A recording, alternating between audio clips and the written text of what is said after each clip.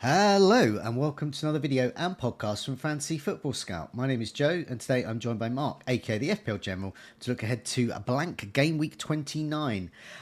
Because it's a blank game week, there are potentially lots of people we'd like to captain but we can't, but there are plenty of options, lots and lots of options to captain, so we're going to have a look at those. We're also going to look at players to avoid, and when we look at the captaincy, obviously what we're looking at as well as best players as well for the blank game week.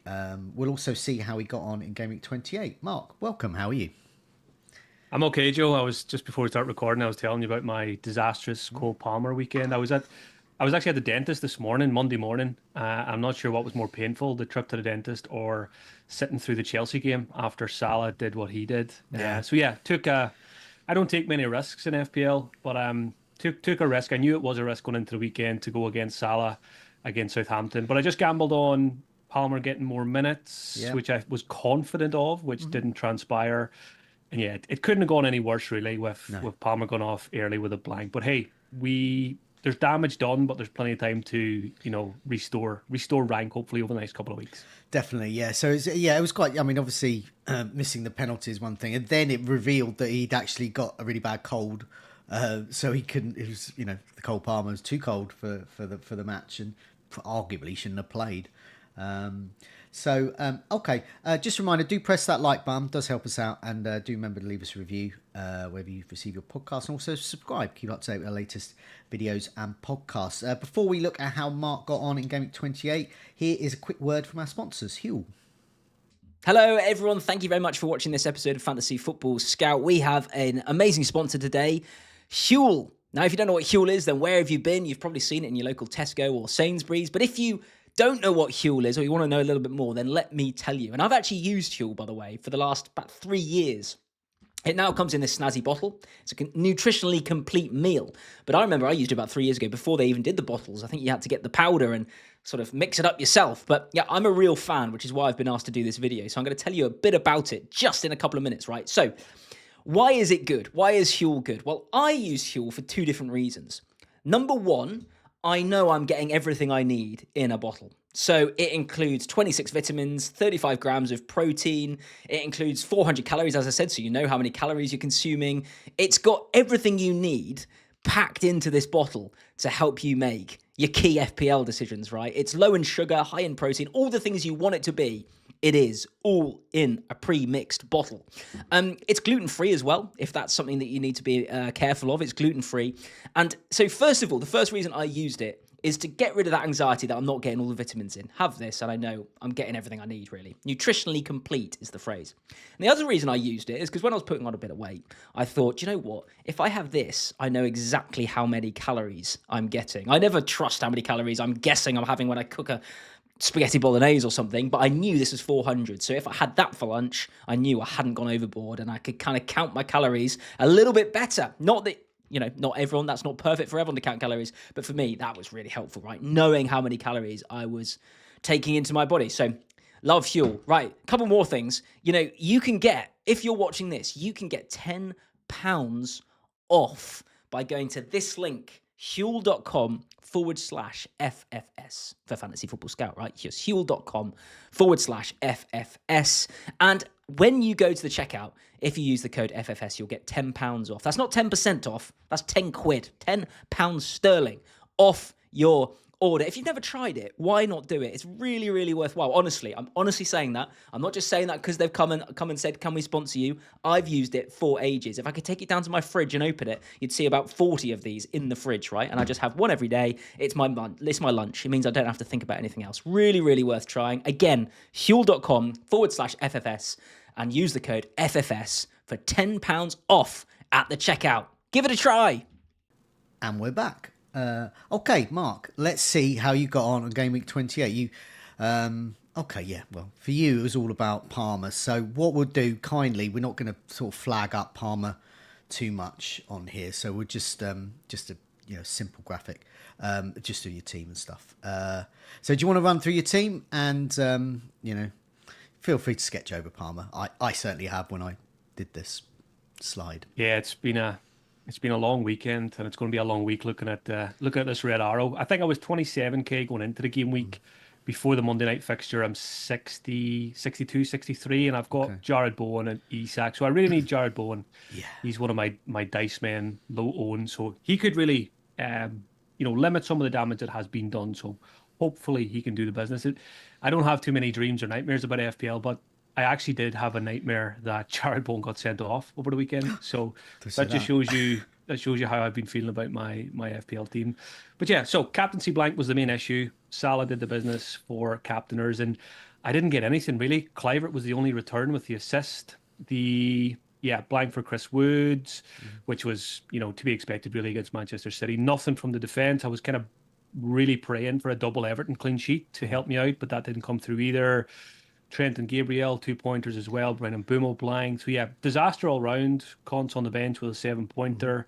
Didn't expect him to get a clean sheet either. So yeah, it's all on Jared Bowen really to try and save me. And again, just going back to the Palmer thing, because I like to reflect on my decision making process, and I'm still happy with what I did. The outcome's not good, but I was at 27k. I was, I think, 26 points away from the top 10k. And I just thought this is an opportunity where I think the fixtures are similar. I think the points potential is similar. I was worried about Salah's minutes, and I think maybe if Southampton didn't score, then maybe Salah doesn't get a brace, because it was looking fine. I checked the score at 85 minutes, and it was looking fine. Maybe a 7-pointer for Salah, which would have been absolutely fine, if Palmer did something. But going back again, I probably would have done the same thing. I was kind of trying to chase a wee bit to try and get closer to the top 10k, and I thought if it all goes spectacularly wrong, which it did, I can still get my goal of a top 50k. Yeah. So that's still always the goal for me. So I was in a position to take a chance, and if I was back there again, I think I would do it again. It's not usually my style, and the results tell you why it's not usually my style, because I'd be much better off if I didn't do it. But I think nowadays in FPL, to do really well, you do have to take the odd risk or two. And again, I was comfortable going into the game week doing it, and just didn't get the outcome that I wanted. No, I mean, it could have been so different. I mean, he missed a penalty. I believe that's the first time he's ever missed. Of course. Southampton going 1-0 up against Liverpool was not on the card. So immediately, as soon as that happened, you as a non-Salah captainer, you thought, right, that's it. Salah's playing the whole match, and he's going to go mental in the second half, which is exactly what he did. So that problem there, and then it transpired, Palmer being ill as well for that, which is annoying. I wish they'd have just said, "Oh, Palmer's just in a bad form," or he's no good anymore, because Palmer's a really useful make weight for some other players next week. But now I know he's got a cold. I think, well, will the real Palmer come back next week? But then it's a tough fixture against Arsenal, so maybe it's just cut the losses. But yeah, there's a lot of issues like that. Meanwhile, there was actually more comments today, I think, from Maresca, that it wasn't just a cold; it was an illness that he spent a lot of time in the bathroom with. So that's even more. It explains why he went down the tunnel fairly sharpish, coming off early. So I see. I mean, these are the things in FPL. If you only knew about them, you certainly wouldn't captain that player. Everyone assumed he was just annoyed. He just needed to go to the toilet. So well, Jason Punchin-esque move for him. Their movement. At least Punchin came back on, didn't he? Yeah. A real player, not like Cole Palmer. But obviously next week as well. So you have got Alexander-Arnold, doesn't play. Salah does not play. Isaac does not play. Chiwomi does not play ever. Konsa does not play. But you've got 2 free transfers. So you've got two players coming out. There you go. You can field a full 11, but it depends which players come out and which players come in. So before we look at a table I've got of what I've done is I've got the best captaincy contenders for 29, and there's a hell of a lot there, and that shows that you talking about taking a risk. Game week 29, the captaincy, it's a bun fight.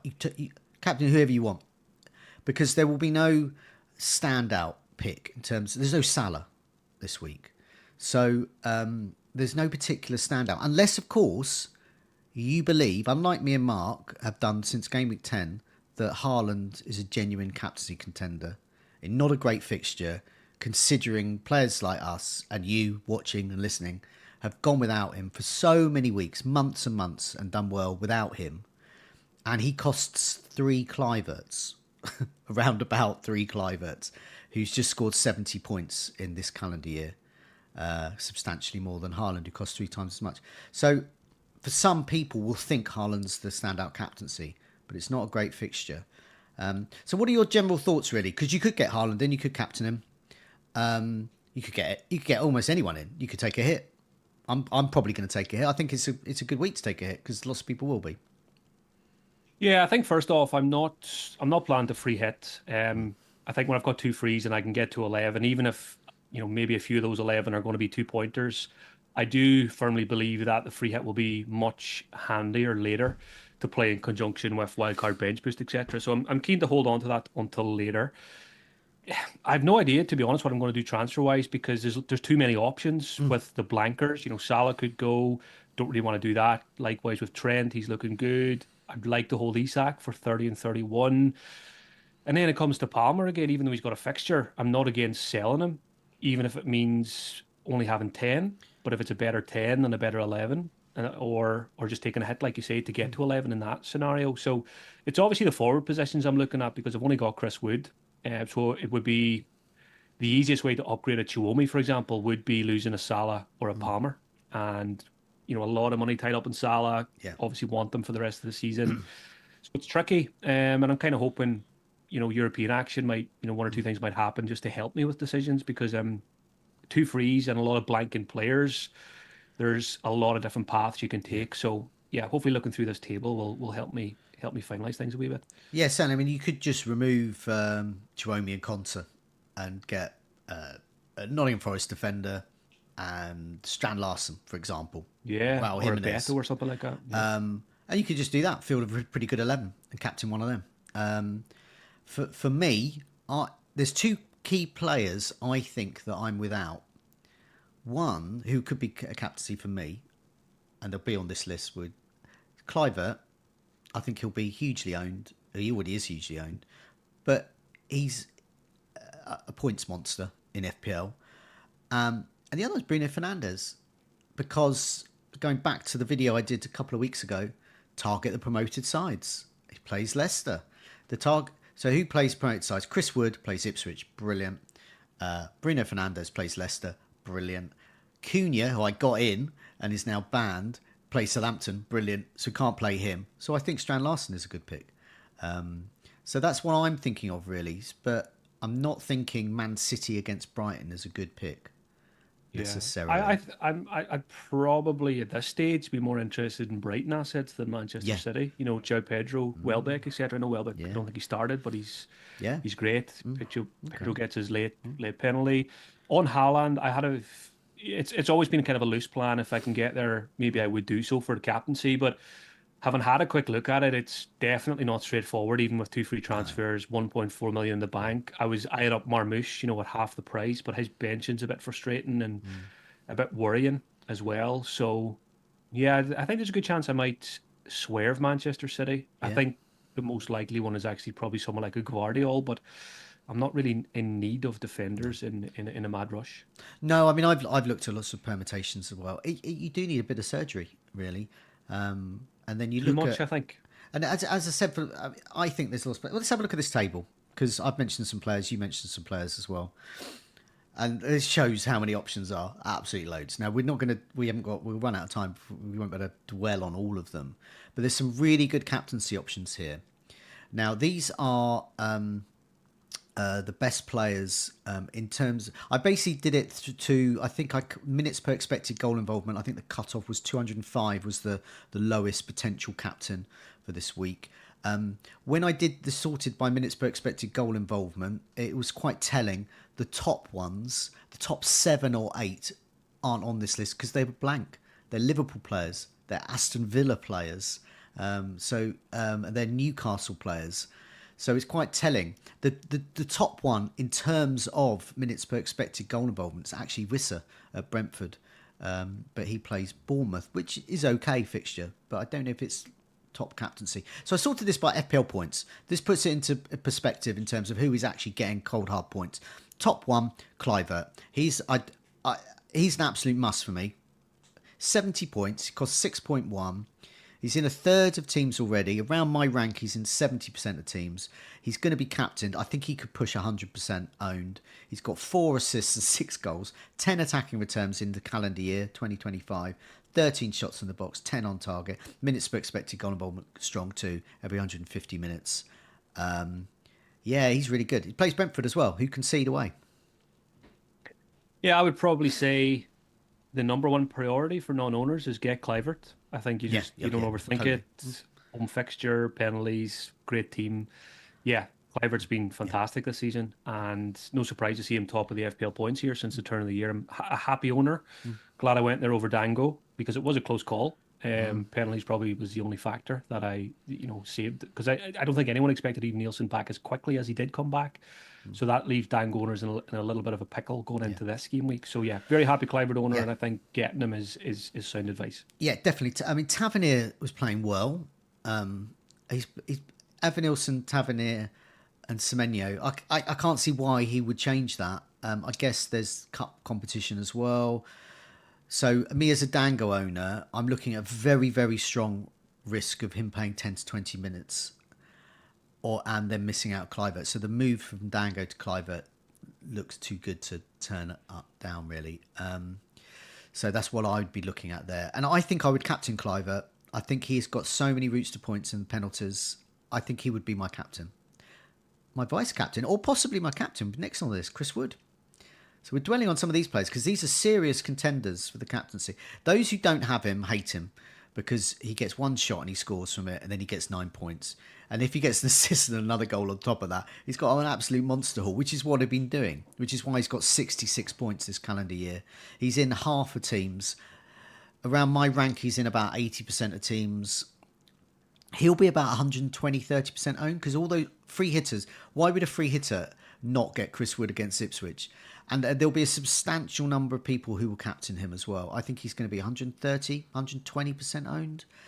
Minutes per expected goal involvement every 160 minutes, but that doesn't matter for him. He just gets one shot and a goal. So he's got 7 goals from 13 shots inside the box, 10 on target. So all bar 3 of his shots on target have actually gone in. He's got 2 assists as well. Created 8 chances. Yeah, I mean, you've got Chris Wood as well. But would he be your captain? Depending on what even moves you make, would he still be your captain? Yeah, I mean, it's a funny one. He's been so good for us this season, but I find it hard to get behind him captaincy-wise. I don't know why that is, and maybe it's something I need to shake off.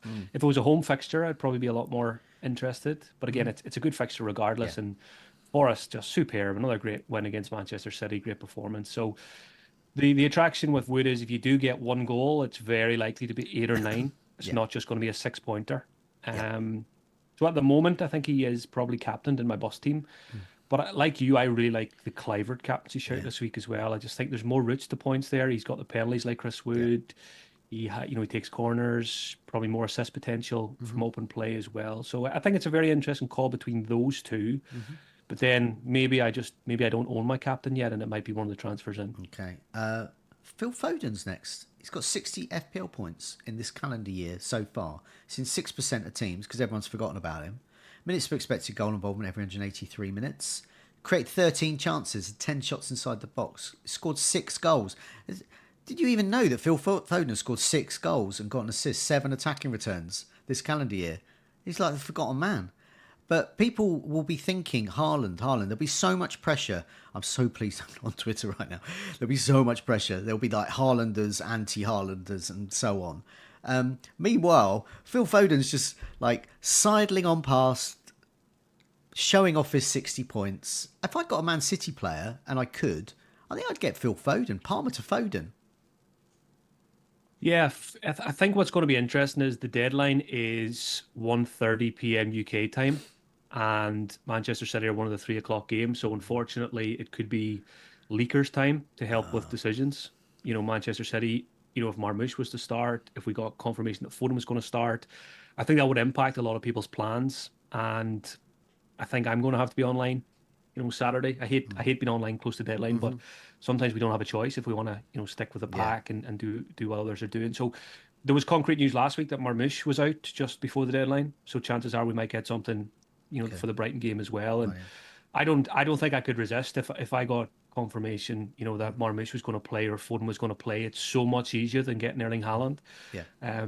Even a Kevin De Bruyne, if he was in a starting 11, short-term punt before the wild card would be very, very attractive. So, yeah, the deadline it's probably a bit annoying that it's not 11 o'clock, but it is a little bit later. I'm sorry, so keep that in mind. It might be a week where making transfers a little bit later than usual could actually benefit you points wise. So yeah, Foden definitely noted.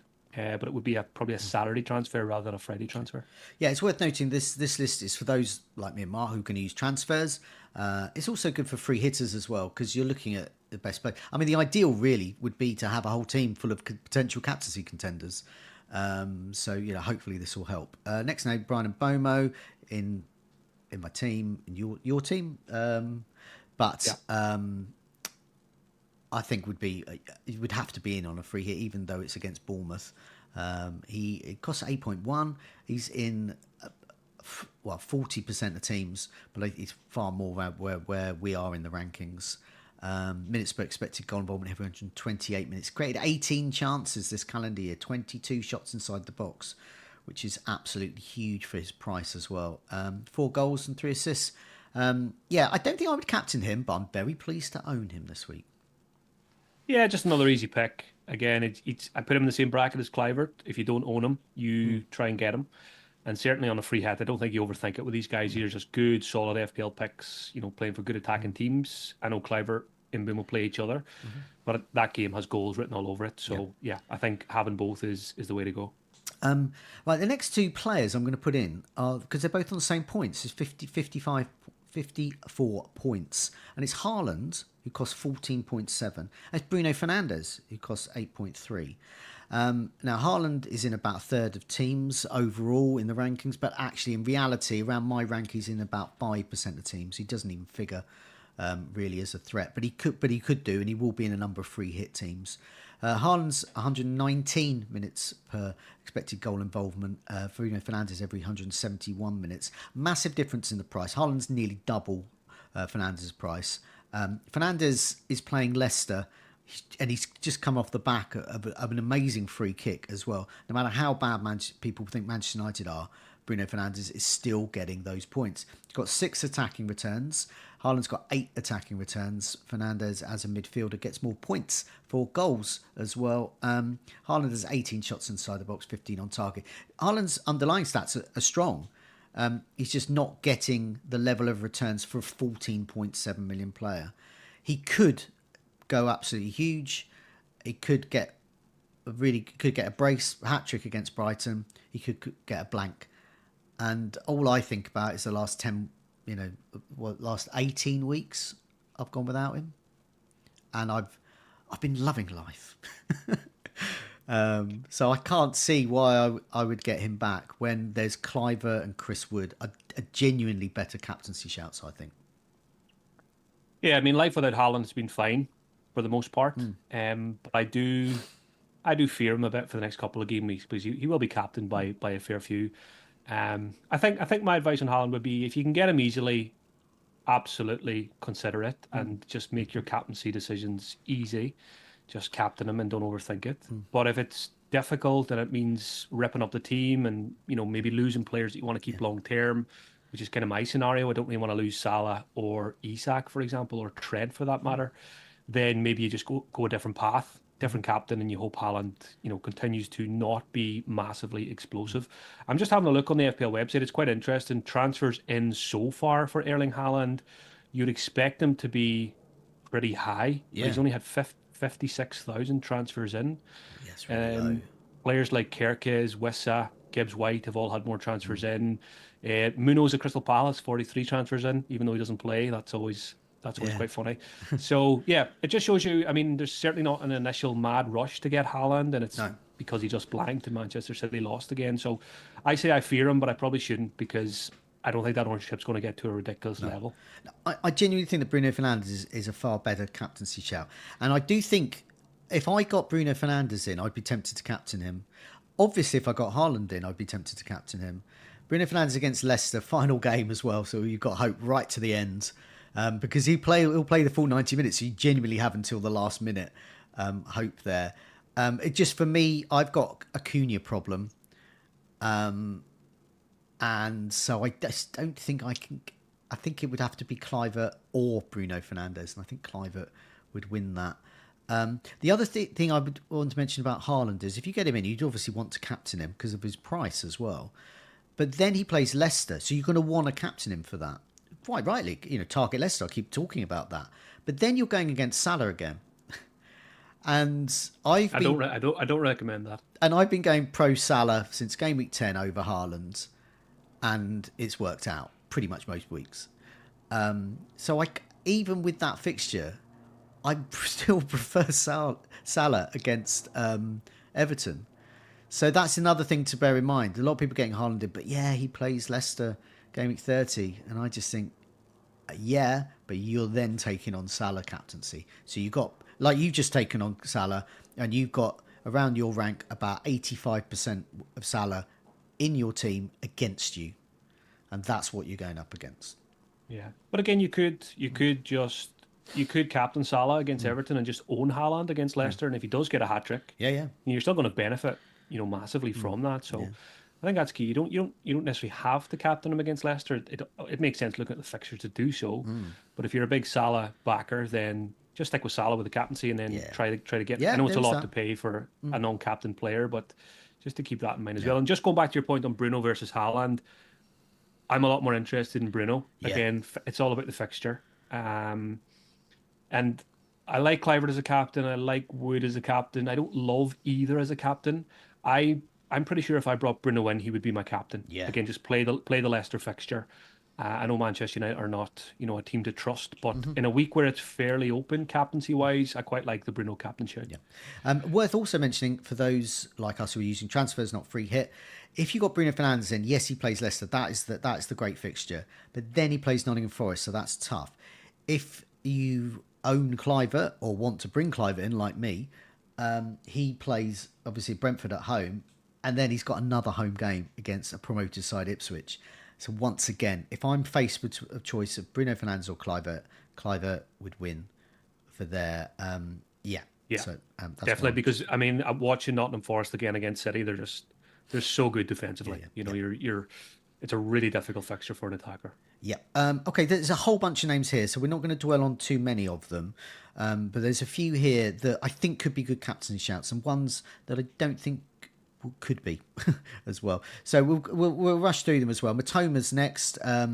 He's in 1 in 10 teams. Plays. He I would not put him past him to score and do well against Man City. It's exactly the kind of game he thrives in. He's got 4 goals and an assist. And also I'll mention Pedro. I'll just skip Rissa for a second. But I've got Pedro here at 5.5. I thought he would actually lose his place to Welbeck, but it looks like he is still playing. Ruta behind him, and Welbeck coming on as an impact sub, and doing well doing that. But Pedro's staying on, but his ability to win penalties is huge, and against Man City. And I think you said before we came on in, you actually prefer a Brighton player this week to a Man City player. Yeah, well, mainly because it's a lot easier to get them price-wise. But yeah, I just... City are just all over the place, aren't they? It's they showed a few signs of improvement, then they go and lose to Forest. It's just a very messy season that they're having. Yeah. And I think Brighton have been really good the last couple of weeks. I like the manager, I like the team, I like the players. I think that'll be a good game with goals for both teams. I like Mitoma. I like this fixture for Mitoma. He had a goal chalked off for a very close offside call at the weekend as well. He's been really good last couple of weeks. And yeah, I've liked Pedro all along. Even, I haven't owned him much. I had him at the start, but even through the 10 or 11 games where he blanked, he's always just been really cheap, good team, penalties. Seen it at the weekend, 98th minute, gets 7 or 8 points. So, yeah, I think I wouldn't be against buying Brighton players when they play Man City, and then they've got Villa at home, I think, the week after, which is fine as well. So, yeah, definitely interested in the Brighton guys as well. We've got a whole bunch of strikers as well. You've got Visser, 6.5. I think he'll be on a few free hits. He'll be attempting to bring in as well, although the fixtures do churn a bit with Newcastle away in game week 30, Chelsea and Arsenal, but they're not too bad really. Visser's still strong. You've got Beto, 5.1. He's once again, he gets their list. Got 5 goals, Beto. Well done, people who've got him in. You've got Jimenez at 5.5. He's got 5 attacking returns, 4 goals and assists. Plays Spurs, who always concede. And then you've got Son, who missed the first half, came on, scored the penalty, good penalty as well. And he's got Fulham. Could be a reasonable shout. Could be a reasonable captaincy shout even. He has got 6 attacking returns. Who knew? I haven't even noticed Son this season, but this calendar year he's got 6 attacking returns. So there's quite a few of those strikers there. And further down the list as well, we've got Evan Nilsson. He's further down the list because obviously he's come back from injury. He's only had a very limited amount of starts, but his minutes per expected goal involvement every 139 minutes. It's really strong for this list, and he has got a goal now. I can't see him missing out. Obviously, Utara is still there. Utara owners like me have got a decision. Do you just cut your losses and move on? So there's a whole bunch of strikers there. If you were to get a striker in who's not Haaland and one of these cheaper ones, which one would you get, do you think? Yeah, I think I will be shopping in this cheap forward bracket too. later in the week because I've only got Chris Wood, so I could do that in one, if not two cheap forwards. I mentioned already I like Joe Pedro at Brighton.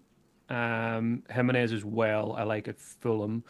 Beto's a great enabler. If you are trying to shoehorn in a big hitter, or if you are trying to get a Haaland and you're making 2 striker transfers, he's very useful. He should get the minutes. He gets a lot of big chances. He doesn't always convert them, but he's been doing well recently. And I think I still might like Wissa the most, despite the fixtures.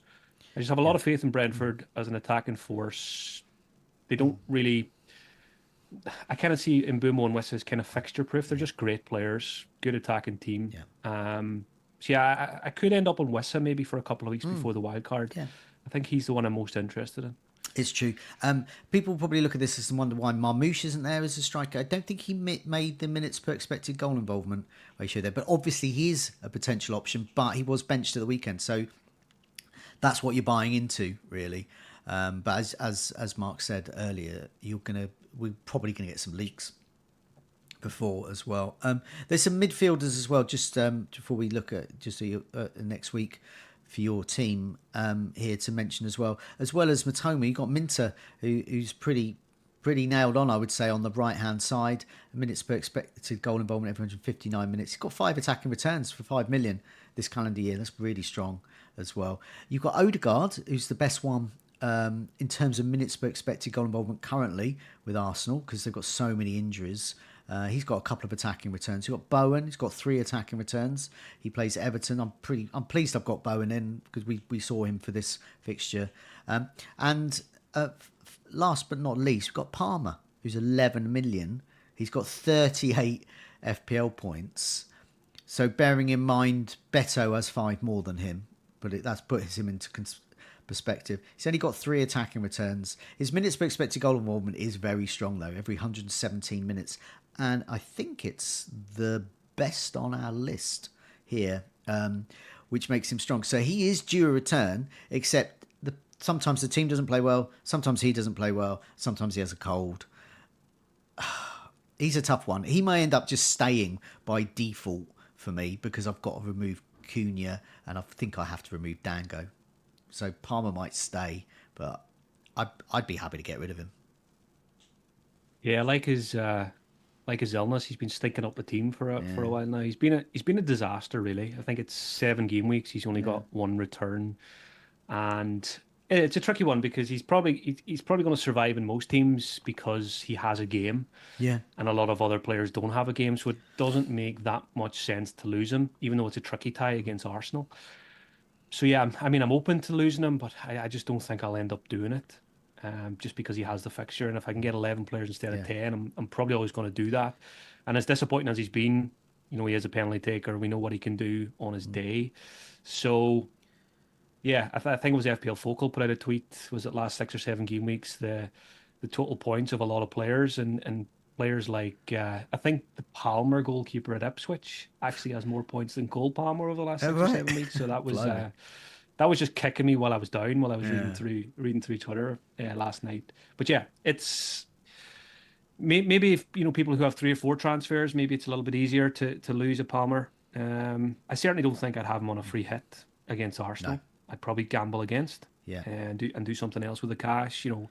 Probably invest in Man City assets with the money instead, and just hope that they can perform. So, yeah, a very downbeat Palmer owner here. Yeah, if Cunha wasn't banned, I would consider doing Palmer to Bruno Fernandes, but I don't have that luxury because I have to remove Cunha. Well, I don't have to, but he's Salah, Isak, and Alexander-Arnold. I'm quite happy to keep. Cunha, I'm not happy to keep, and Dango, I'm not happy to keep. So you've got to look at correct the weakest link. So that's the problem. But yeah, Palmer's.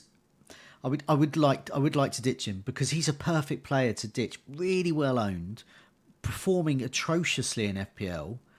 Move him out, get better players, cheaper, use the money elsewhere. Perfect, but yeah, Not as easy to do. but yeah, unfortunately, I think he's going to stay for me. Let's have a look at your team for next week. So I've got a picture of Bruno Fernandes and Haaland because they're both, could potentially come in, might not though. So do you want to take us through your team and so what you're thinking about at the moment? Because as you said, you got eight. Well, you can't measure choices in acres, but you have acres of choices. Yeah, that's the problem. Too many choices. 2 free transfers, 1.4 in the bank. Players I would really like are probably Bruno Fernandes. But I mean, how do you get him is the issue. Clivert, Bowen, and Bumo stay.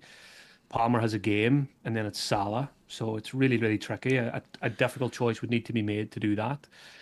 And maybe it would be Palmer because I really don't want to lose Salah because I don't want to pay more to get him back. Then the front positions, Chiwomi is 4.5. So, throw in 1.4 in the bank. I could get probably a Beto, a Jimenez, these kind of players. I would probably need to make 2 frees, which I will be doing. And then Wissa would probably come into the reckoning there as well. So, yeah, it's probably. I honestly don't know what it's going to be. There's definitely difficult choices coming, and I might, Palmer could go, Salah could go, Trent could go, Isak could go, but it's really, really tricky. Certainly, I don't think I'm going to free hit. No, So yeah, it's. I think it's going to be some of the trickiest decisions of the season so far. it is as well because it's also. I mean, we both got 2 free transfers. Lots of people in that position. Some people are lucky with 3, maybe even more.